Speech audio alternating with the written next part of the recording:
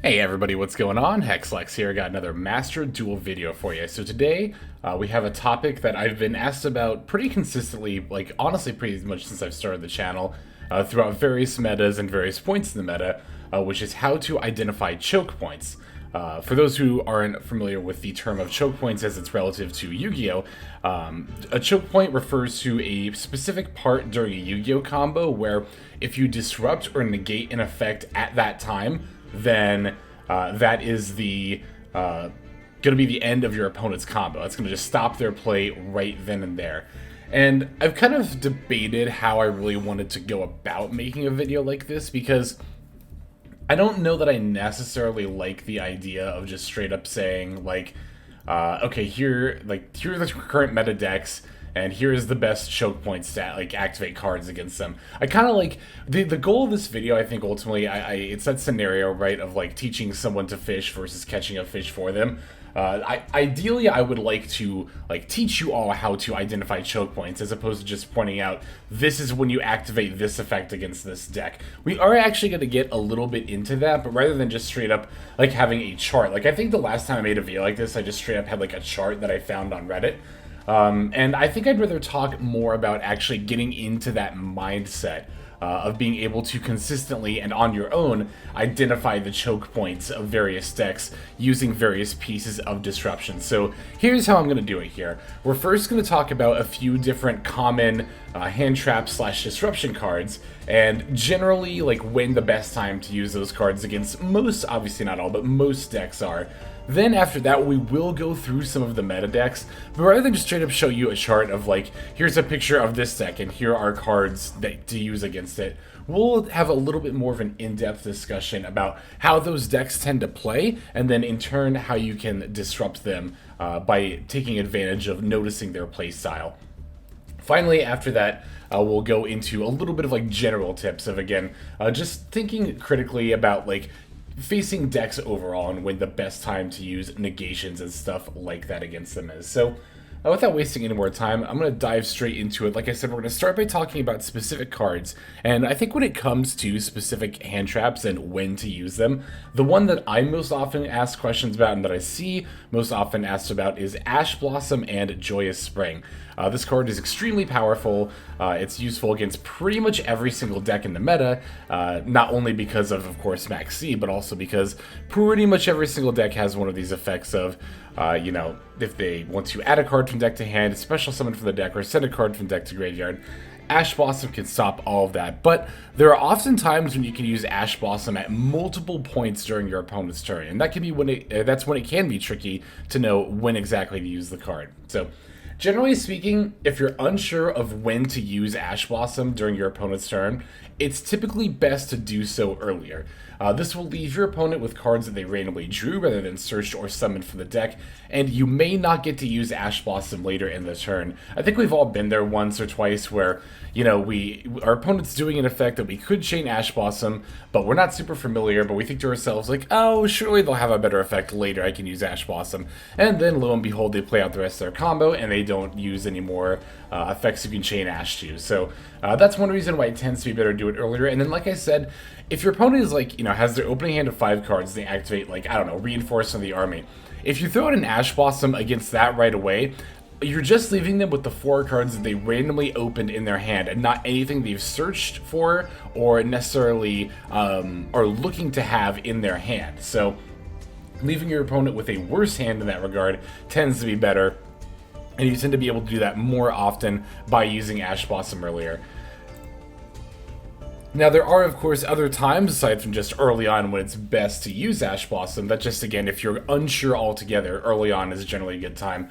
The best times to use Ash Blossom, though, are in situations where you can gain card advantage, such as when your opponent discards a card to activate an effect, or if they would search/summon multiple cards. For those unfamiliar with the general idea or term of quote-unquote card advantage, basically the idea of that is simply you having more cards between your hand and your field than your opponent does.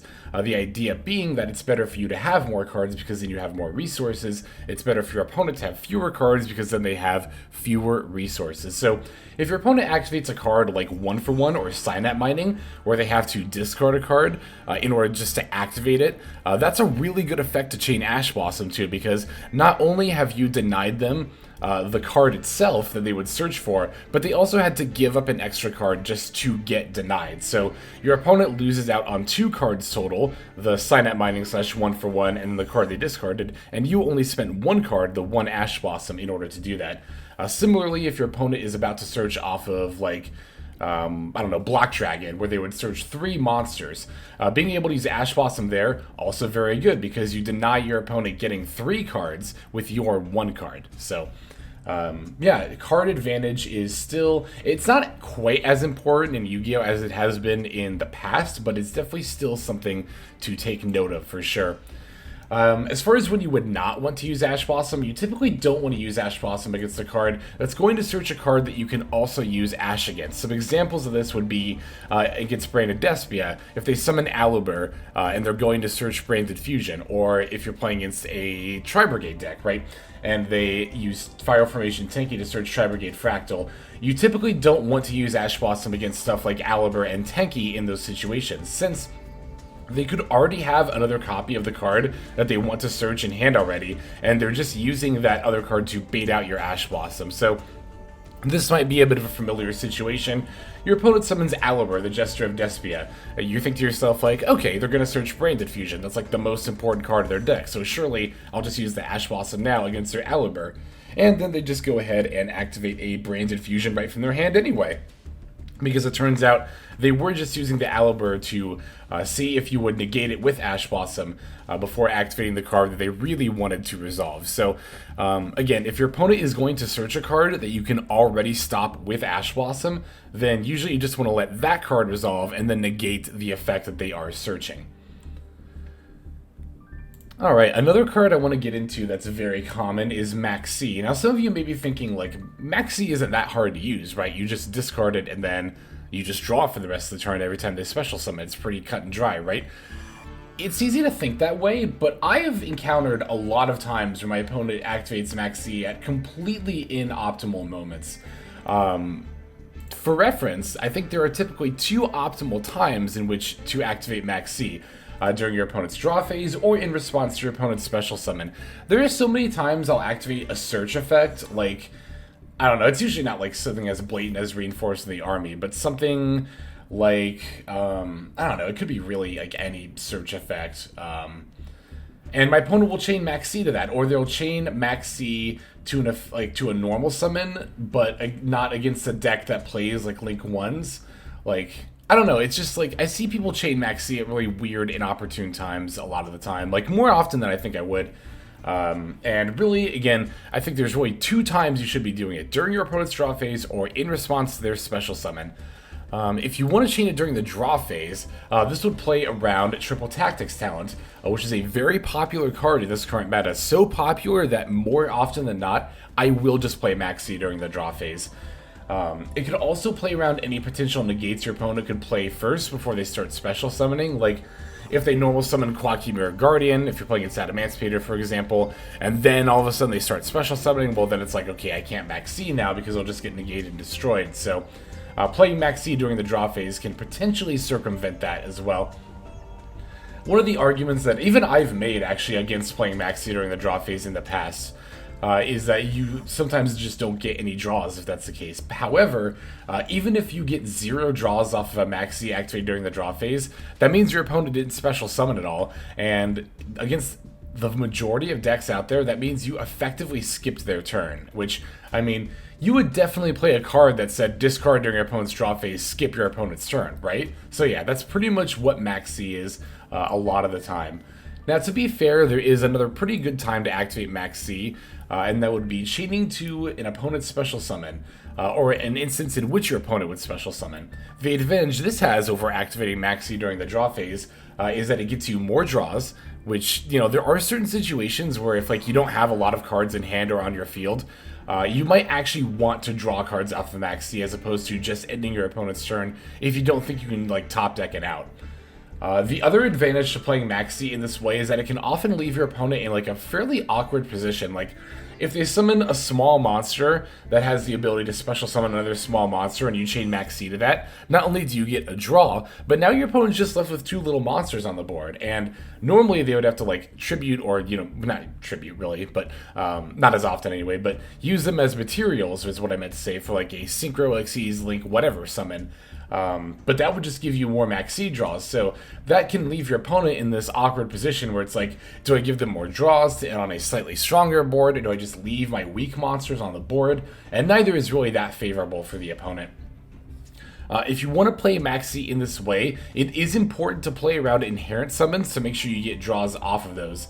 So just chaining to a normal summon if they play a Link 1 in their extra deck. So for those who don't know what I mean by inherent summons, these are special summons that are not activated effects, but that just happen. So you might have noticed this sometimes, right? Like sometimes your opponent will normal summon a monster and they go into a Link 1 and you didn't have a chance to chain Maxi first, or going back to Atomancerator, if your opponent summons Block Dragon, they just banish the cards and then it summons. You don't have an opportunity to chain. That is an inherent summon. Inherent summons do not have windows in which they pass priority back to the opponent.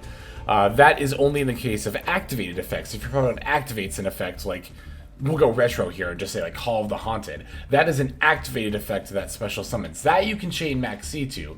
But your opponent Link summoning is not something you can chain Maxi to and then get the draw before they Link summon. So I offer this example because that's actually something really important to note. If your opponent is playing a deck that plays Link 1 monsters and they just normal summon, you often do want to chain Maxi to that to ensure that that you're going to get a draw if they choose to go into their Link 1.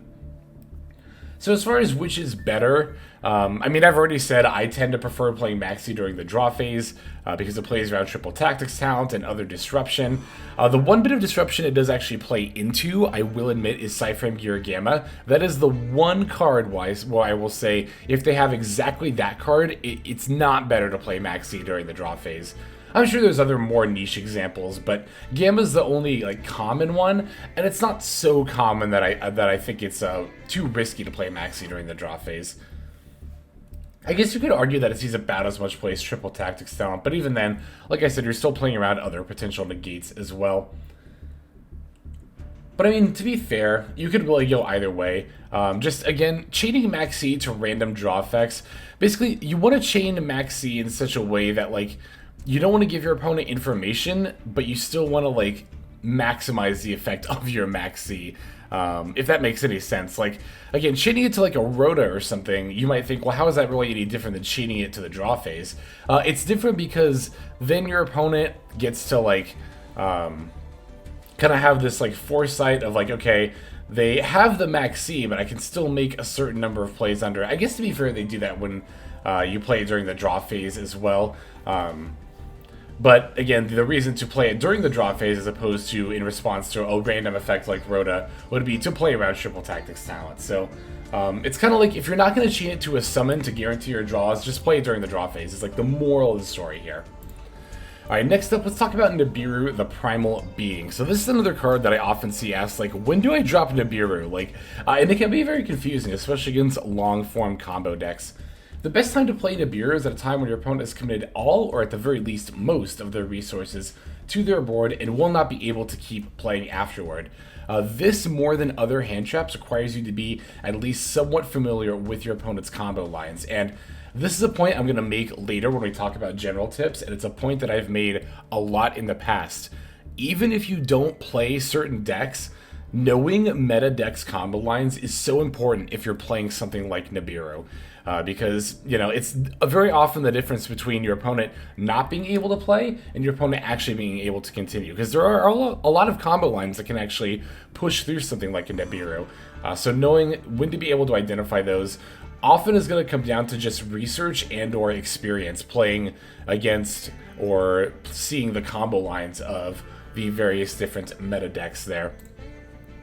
If your opponent is about to summon a monster that can negate or otherwise stop your Nibiru, such as Baron de Fleur or Gigantic Sprite, then you need to activate Nibiru before that monster hits the board, if possible. So You know, even if I know my opponent can continue comboing with stuff in their hand and graveyard, if I see them with the means to Secret Summon for level 10, I'm just going to drop Nibiru, because that means they're probably just about to go for Baron de Fleur, and if that's online, then I can't Nibiru anyway, and they also still have the Baron plus everything that led up to it, so you might as well stop them.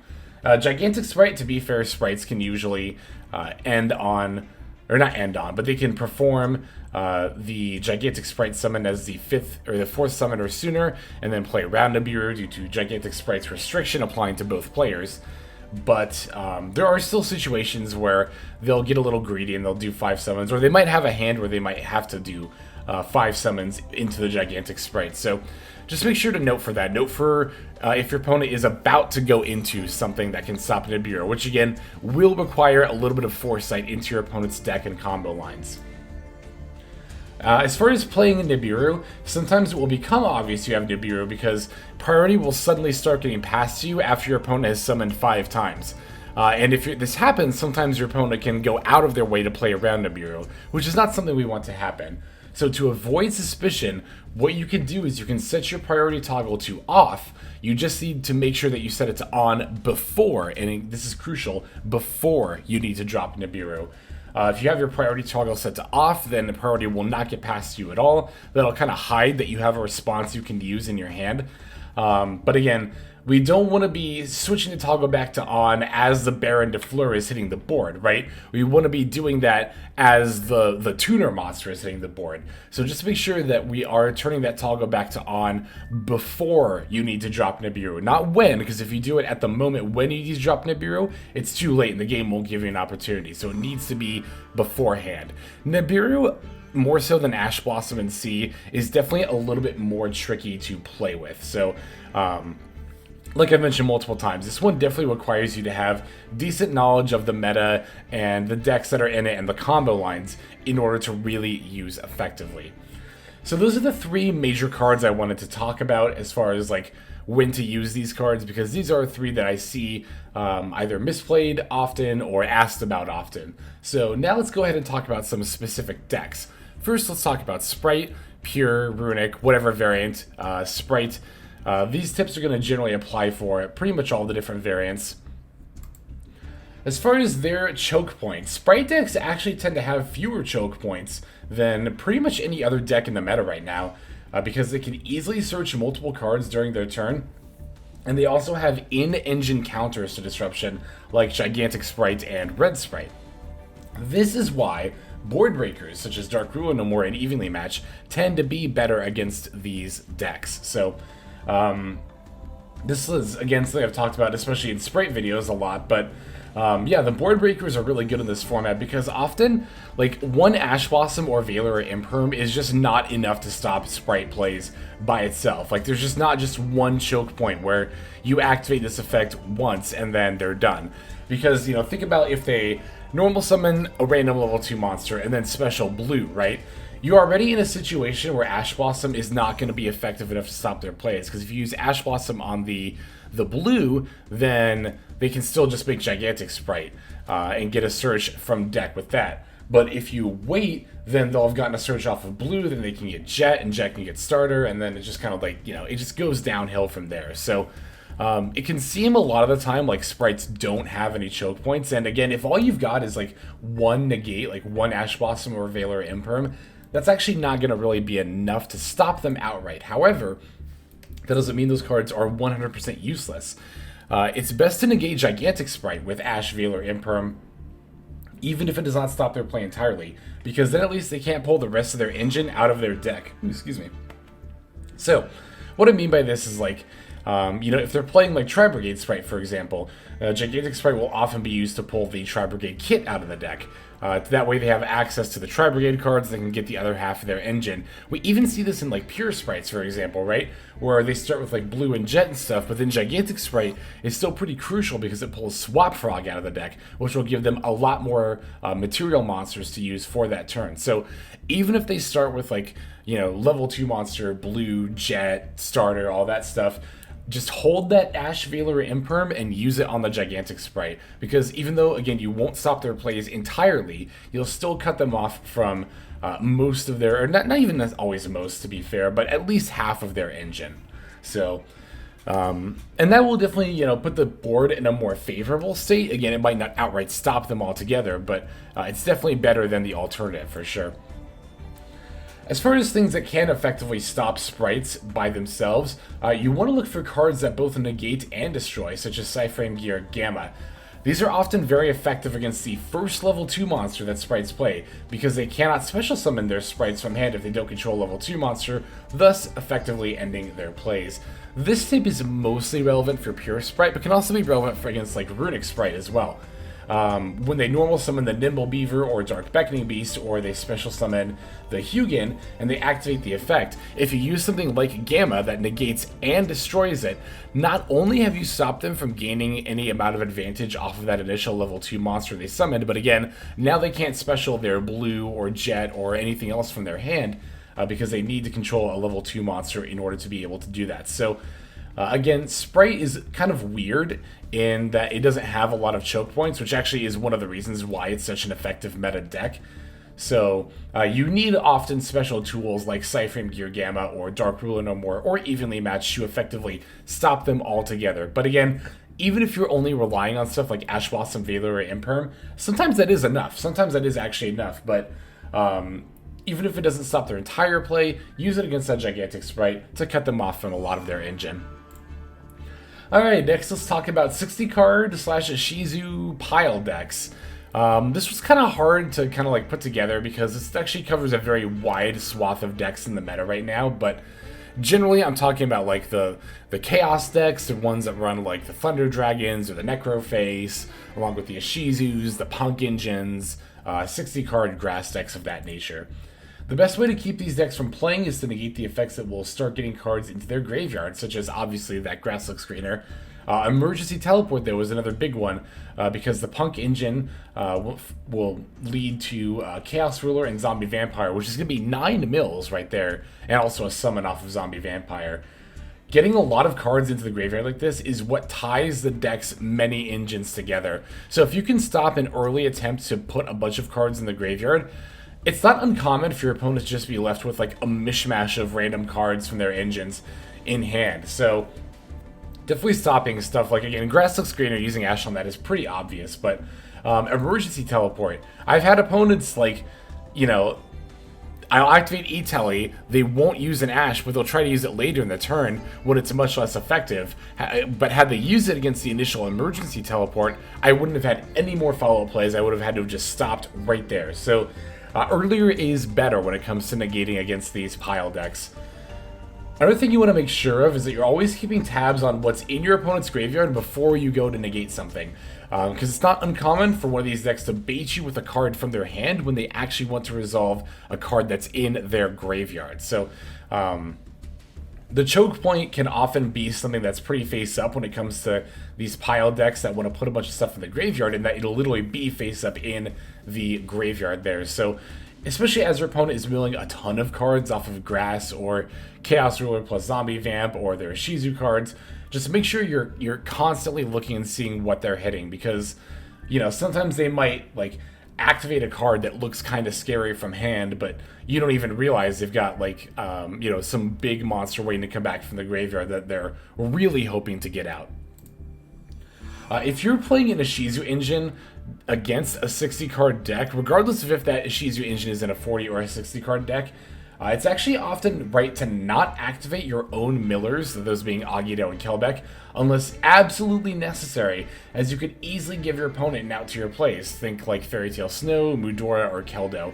These 60 card decks, again, keeping in mind that they want their cards to be in the graveyard, we want to make sure that we're not putting their cards in the graveyard if we don't need to.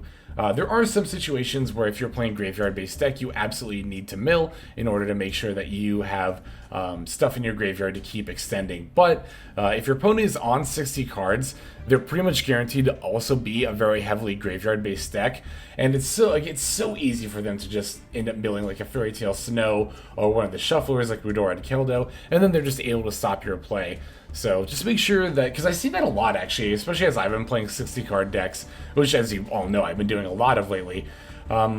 Yeah, it's like very more often than not, more often than I think they probably should, these Shizu opponents are activating their millers against me, and I'm just like, why are you setting me up? Like, even if you don't hit a disruption effect like Fairy Tale Snow or a Shuffler, you're still setting up their graveyard for their turn. So just be mindful of that when you're playing in the mirror match here. Next up, we'll talk about one of these 60 card Shizu decks more specifically in the form of Atomancerator.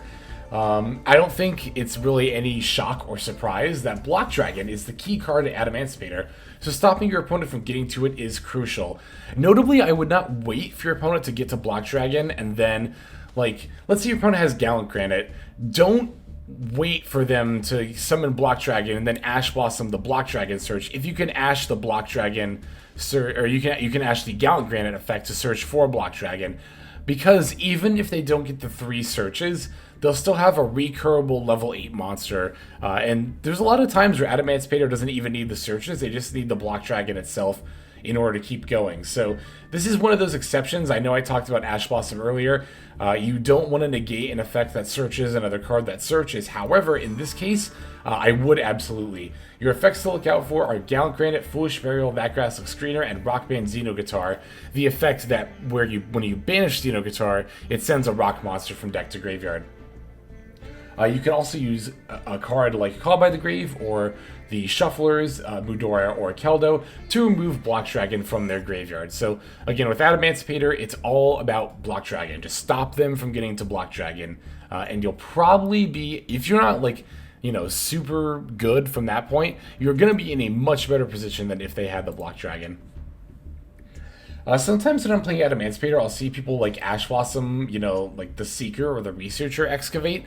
The excavating effects of the Atomancerator monsters themselves usually aren't worth negating unless it would leave them as the only monster in play, or you have a way to negate multiple monster effects like Appaloosa, Bow of the Goddess. So yeah, like if your opponent goes normal summon Atomancerator Seeker activate, I think that's fine to Ash Blossom, because it's pretty likely that they're not going to have another follow-up play. Sometimes they do, sometimes they just special summon the Researcher, but if that happens, it happens. However, if your opponent goes something like normal summon Quackir Supplier, Special Researcher, Activate Researcher effect, I would not use Ash Blossom then, because even if I use Ash Blossom to negate that first Excavate, my opponent can still Synchro Summon into Raptite and get another Excavate that way. Yeah, basically the only time you want to really go out of your way to negate one of the tuners excavating is if that's going to leave that tuner as the only monster on their board. One thing you want to watch out for when you're playing against Atomancipators when it comes to disrupting their plays is Quackir Guardian, as Atomancipators will often excavate it and then leave you unable to respond with a monster effect in your hand.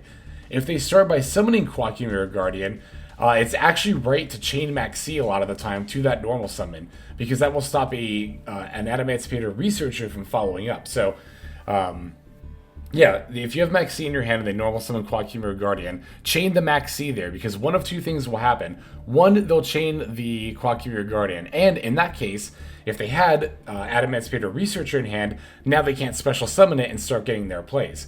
The other situation is that they let it resolve, in which case, well, we're totally fine with that, because now we've effectively either stopped their plays or we get a million draws. So, in the situation, again, where your opponent is exactly normal summoning Quackir Guardian and you have a Maxi in hand, that's actually, it's counterintuitive, but that's actually a really good time to activate your Maxi there. But generally speaking, just be mindful as soon as they start excavating that they could hit a Quackir Guardian, so that Nibiru you're holding in your hand might not be as like certain of a way to get you out of it as you might think. Next up, let's talk about Branded Despia a little bit. The card that I have pictured here, much like last time, is going to be, with Atomancerator Block Dragon, the Branded Fusion as pictured here is going to be the main card that we want to stop. The key card, actually I put they, my bad. The key card to stop when playing against Branded Despia is always Branded Fusion. Don't use Ash Blossom on literally anything else they play. Just wait for Branded Fusion. The thing about Branded Despia is that, like, they have so many ways to bait your Ash Blossom before they actually need to activate Branded Fusion. We already talked about Aluber earlier, but they also have the Frightfur Patchwork to search the Edge of Chain and Poly. They have the Edge of Chain to search the Frightfur Patchwork.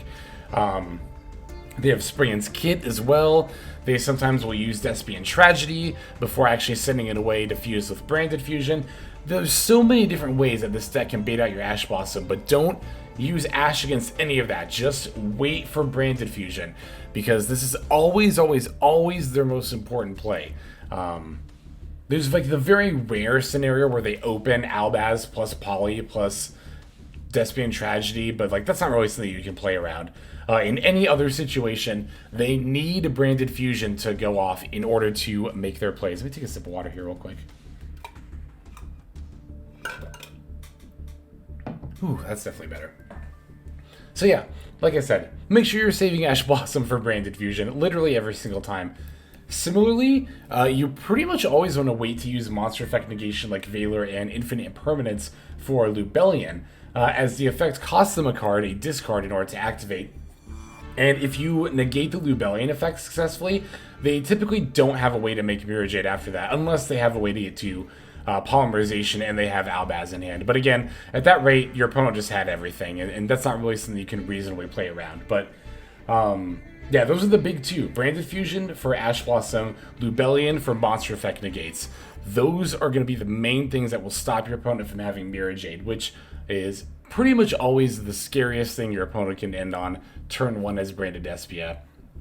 Or one of them. The only other scarier things would be Mirror Jade or other monsters alongside Mirror Jade. So another thing you want to be mindful of when you're playing against Branded Despia, this is typically more true if you go first, but you want to make sure that you're mindful of having a plan for Guardian Chimera, because your opponent could really spring Guardian Chimera at you at any time. They most often do it after searching for Branded in red, but even if they don't have Branded in red, it's not hard for them to use Polymerization with just 3 random monsters. They can also very often chain block the Guardian Chimera's effect to protect it from Ash Blossom. So Monster Negation, like Valor and Imperm, tends to be better against the Guardian Chimera. Again, this is more relevant when you're going first and they're going second, because they won't ever make Guardian Chimera going first, because they need to blow up a card on your board to get the full effect of Guardian Chimera. And like I said, they'll usually fuse it with like a Despian Tragedy or an Ad Libitum or something in there, so that way they get to chain block the effect, so Ash Blossom can't be used against it. Sometimes they don't, and if you can use Ash Blossom against Guardian Chimera, definitely do so. But more often than not, it's going to be something like Infinite Impermanence. I say Valor, but that's really not relevant. Well, it's not relevant if they summon it during your turn. It's only relevant if they summon it during their turn, obviously. But generally speaking, Monster Effect Negation is very good against the Guardian Chimera there. Alright, we have one last deck to talk about, is what I meant to say, and that's going to be Sword Soul Tenyi. So Sword Soul Tenyi is the last specific deck I wanted to cover. I didn't put Runic in here, and the reason I didn't do that is Runic it's not really that confusing in my opinion. Runic's choke points: Negate Fountain, whether it's with Ash Blossom, Ghost Spell, using a shuffler to put back the cards they target. If you want to know Runic's choke point, it's always just Fountain. So I think most people kind of figured that already, which is, again, why I didn't include Runic here. But Sword Soul Tenyi. Sword Souls are often very vulnerable to Monster Effect Negation. Using Imperm or Valor against the normal summon Moye is usually the end of their plays. This isn't necessarily always the case. Sometimes they have like a Sword Soul Emergence, or they can go Long Yon plus another Sword Soul or Worm card, or like sometimes they have the Tenyis before the Moye, but usually they just normal summon Moye, and if you negate that, there's not a whole lot they can usually do afterwards. So Monster Effect Negation is very, very good at the start of Sword Soul's plays for cutting them off early there. Sword Soul is also often susceptible to Nibiru more often than not as well. Unless they open with Sword Soul Strategist Longyon, they typically can't put any negates in play before they hit 5 summons. So this is a deck where it's really easy to play Nibiru against. Usually when you drop Nibiru, like on a typical line, you know, they'll go Moye, that's summon 1, Sword Soul Token is summon 2, Chi Shao is summon number 3, they'll search up the Longyon, summon number 4, and then Longyon's token is number 5. That's a very easy Nibiru right there. Also comes down right before they get to summon the Baron, which could potentially negate it as well. Speaking of negates, and also speaking of Chi Shao, do also remember that Chi Shao cannot negate your monster effect the same turn they search for a Sword Soul card with it. So this is more relevant if you're going first, but If you have like a disruption in the form of a monster effect on the field, your opponent's going to very often be forced to choose if they want to use Chi Xiao to search up, to extend, or to hold on to a monster negate to stop your disruption. So that is another thing to keep in mind when using these disruptions against Sword Souls.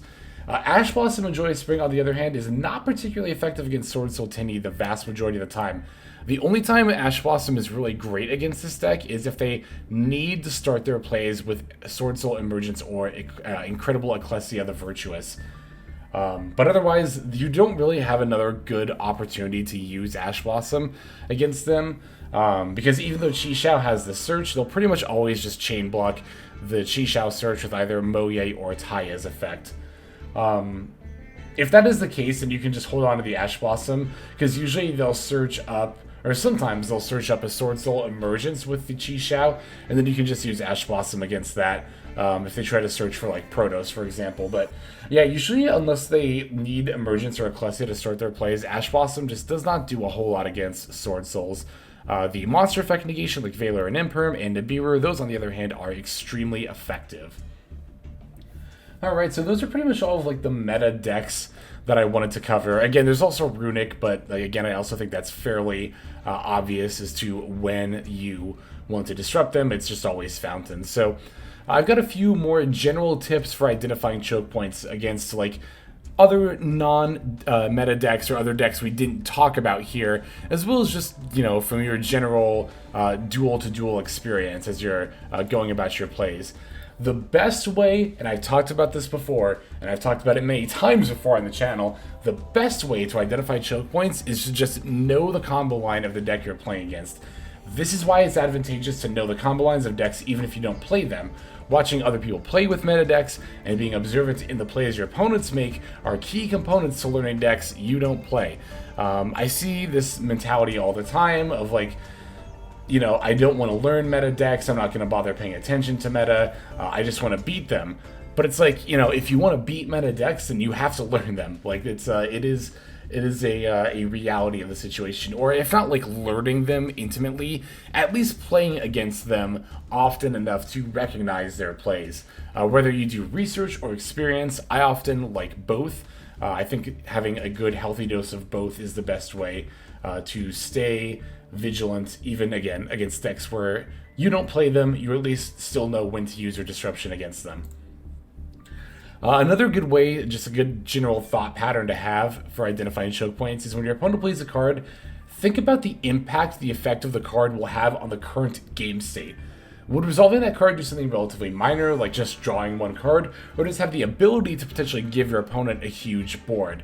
That's another thing to watch out for, is just think like, okay, if this play resolves, what does that mean for my opponent? And then what does that in turn mean for me? But similarly, you want to pay attention to not only what all your opponents got going on, but what you have going on as well. When deciding whether or not to try and stop a card or play, definitely be sure to note the rest of your cards in your hand, field, and or graveyard, and think about your plays for the upcoming turn. Is using this negate to stop this play crucial, or is it relatively inconsequential? Can you play through whatever your opponent's doing without trouble? If, for example, you're holding an Ash Blossom and your opponent's doing like a very minor search that doesn't really get them a whole lot of stuff on board, it can sometimes be right to just hang on to that Ash Blossom, let them get their minor card that's not going to stop you anyway, and then hold on to it in case they've got like a Maxi for your turn or something. So that's like the main, those are the two, these points 2 and 3. Well, really all three of these points I think are important. Again, point number 1 being learn other decks, or at the very least know other decks, even if you don't play them. Point number 2, think about what the implications of your play means for your opponent if it resolves and if it's negated. And then also think about the implications of a play for you if it's resolved or if it gets negated. Just trying to be mindful is really the most important thing that you can do when you're looking for the choke points against all these different combos here. So I think that's pretty much all I've got for this one. Hopefully you all found this helpful. If you have any questions at all about this topic, do not be afraid to ask, and I will try to address as many of the comments as I can. And of course, we have a lot of people in the community who are also very knowledgeable who can help and address those as well. Yeah, if there's any other videos like this that you would like to see, definitely let me know. I really like touching on topics like this that aren't necessarily like gameplay or like guides related to one specific deck, but more related to like general playing. So again, if there is any similar subject matter you would like to see, definitely feel free to let me know, and I will absolutely take that into consideration. But I think that's about all the time that I've got for now, so let's move on to our outro. Alright everybody, thank you so much for watching all the way to the very end of the video like this. That means a whole lot to me. Not just personally, but it's also a great way of supporting the channel as well. If you're interested in supporting the channel in other means, you can of course feel free to comment and or subscribe right here on YouTube. I'm always looking to the comments section. You guys leave some pretty awesome feedback as far as like constructive criticism goes when it comes to deck building, gameplay, channel content, all that stuff. So feel free to leave your opinion down there. I will be sure to take a look at that there. And then subscribing is going to be the best way to get notifications of when these videos drop. That does happen every day, by the way, so if you're looking for daily Master Duel content, you've come to the right place. And there are more places where you can get some daily Master Duel content. If you check out the description below, follow the top link over to my Patreon page. There for just $5 a month, which is as much as you pay for a booster pack. You'll find a lot more value than a pack full of filler over there. We've got some previews for content upcoming here on the channel. We've got some exclusive games that are only posted over on Patreon over there. We've got some Q&As, and then you can also have your name featured in this lovely credit sequence where I thank all of the people who are helping contribute over there on Patreon. It's a huge support to the channel, and it really means a lot as well. So thank you everyone who is donating that is featured here on screen. And again, you know, it's not just a pure donation, you do get some more daily Master Duel content over there just for being a part of the Patreon. But I think that's about all the time that I have for today's video. Once again, I just want to thank you so very much for sticking all the way to the end of the video. Again, it just means a lot, as I do put a decent amount of work into getting these videos out every single day. But that's about all the time that I've got for now, so without further ado, this is Xlex. I'm signing out, and I hope you have a fantastic day.